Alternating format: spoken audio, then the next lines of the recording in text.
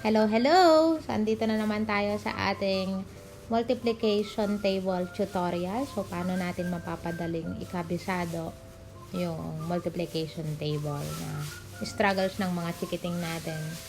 So, let us make easy for them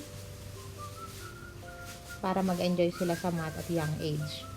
So, nasa 4 times series na tayo. Silalagay na natin yung first digit. So, nakagawa na ako ng isang table para medyo maayos. So, lalagay natin yung first digit sa first row. 0, 0, 1, 1, 2, 2, 2, 3, 3. Then, dito yung 40. Which is, alam naman natin na yung 4 times 10 equals 40. So, kung makikita nyo yung first row, dalawa yung 0, isa yung 1. Second row is isa yung 1, dalawa yung 2. Yung sa third row, isa yung 2, dalawa yung 3. So, yan yung pattern. So, yung second digit will be easier. So, paano natin nilalagay?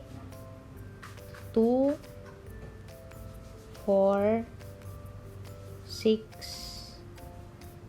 8, 10, but we will put it 0. Then, 2, repeat again. 4, 6, 8. So, yan po yung 4 times multiplication table.